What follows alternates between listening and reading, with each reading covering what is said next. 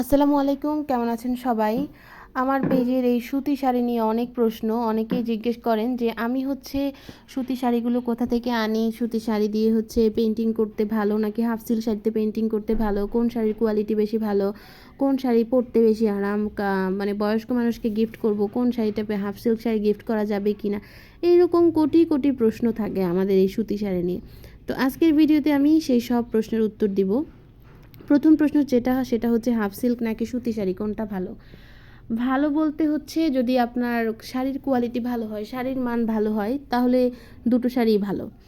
তবে আমাদের পেজে যে শাড়িটা সেটা নর্মাল সুতি শাড়ি না, যেগুলো রং কষ যায়। আমাদের পেজের আলহামদুলিল্লাহ এই শাড়িতে রং কষ পর্যন্ত যায় না। এগুলো আড়ং কটন শাড়ি, পিওর মানে সুতি।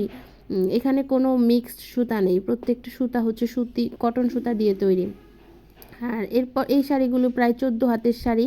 শাড়িগুলো মানে লম্বায় যেমন বড়, তারপরে পাশ দিয়েও অনেকটা বড়। এই লম্বা মানুষের জন্য বেস্ট অপশন। আর বয়স্ক মানুষের জন্য যারা গিফট করতে চান তারা তো সুতি শাড়িই পরেন। বয়স্ক মানুষরা একটু মসৃণ মানে একটু আরামদায়ক সফট সুতি শাড়িগুলো আমাদের এই শাড়িগুলো। তারপর যারা ধরেন রেগুলার শাড়ি পরে না, তাদের জন্য সুতি শাড়ি একটা বেস্ট অপশন। কারণ এই শাড়িগুলো পরলে যেভাবে পরবে শরীরে এভাবেই লেগে থাকবে।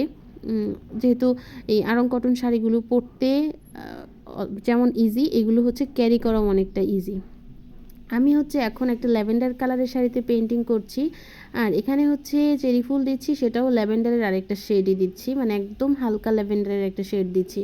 এই শেডের উপর কাজ করছি। এখানে যদিও আরও একটা কালার আছে, সেই কালারটা দিলেই শাড়িটার মানে একটা লুকের একটা চেঞ্জ চলে আসবে। এই হ্যান্ড পেইন্টিংয়ের ক্ষেত্রে আসলে ব্যাপারটা এরকমই। আপনার শাড়িগুলো দেখতে যতটা সুন্দর লাগবে, পরতেও ততটা সুন্দর লাগবে যদি কোয়ালিটি ভালো হয়।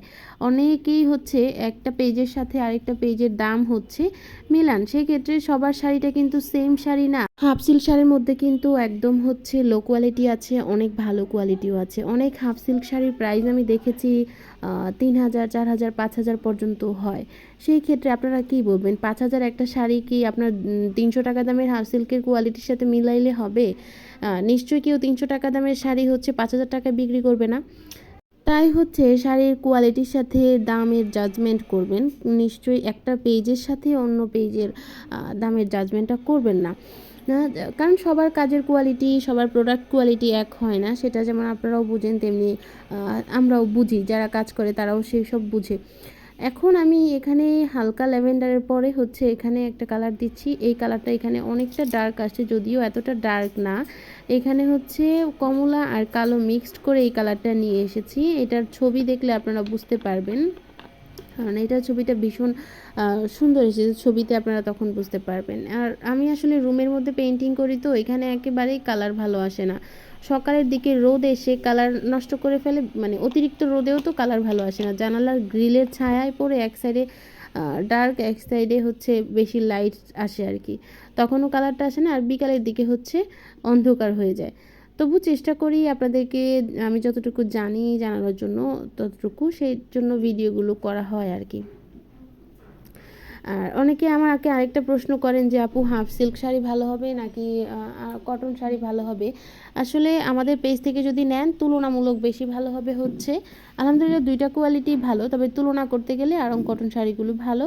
আর যারা রেগুলার শাড়ি পরেন, তারা তো হাফ সিল্ক খুব ইজিভাবেই ক্যারি করতে পারেন, তাদের জন্য হাফ সিল্কও বেটার।